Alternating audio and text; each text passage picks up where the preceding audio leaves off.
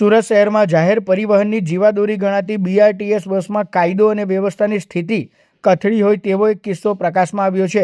મુસાફરી દરમિયાન માત્ર સીટ પર બેસવા જેવી સામાન્ય બાબતે 2 થી 3 અજાણ્યા શખ્સોએ હેમરાજ પાટીલ નામના યુવક પર ચપ્પુ વડે જીવલેણ હુમલો કર્યો હતો। બસમાં મુસાફરોની હાજરી હોવા છતાં હુમલાખોરોએ નિર્ભય બનીને હથિયાર ઉગામતા બસમાં અફરાતફરી મચી હતી। ઘટનાના પગલે ગભરાયેલા મુસાફરો અને બસ ચાલકે તાત્કાલિક પોલીસને જાણ કરી હતી। ઈજાગ્રસ્ત હેમરાજ પાટીલને તાત્કાલિક નજીકની હોસ્પિટલમાં સારવાર અર્થે ખસેડાયો હતો। પોલીસે આ મામલે ગુનો નોંધીને હુમલાખોરોને પકડવા માટે ચક્રો ગતિમાન કર્યા છે અને બસમાં લાગેલા CCTV ફૂટેજની પણ તપાસ હાથ ધરવામાં આવી રહી છે। वहाँ पे मैंने देख लिया तो उनको लगा किसी को बताएगा, पर मैंने किसी को बताया ही नहीं।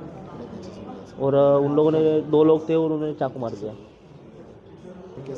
सर वो लोग मतलब कि 6 नंबर से मतलब कि मोबाइल कुछ निकाल रहे थे शायद, तो उन्होंने मैंने कुछ देख लिया तो उनको ऐसा लगा कि सबको बता देगा, पर मैंने कुछ बताया नहीं। मैं बस वहाँ पे खड़ा था तो फिर मेरे को लगा कि वो मारने वाले, अभी मेरे को तो मैं अंदर घुस रहा था तो उन लोगों ने मेरे को सिटी बस रुकते ही मार दिया चाकू।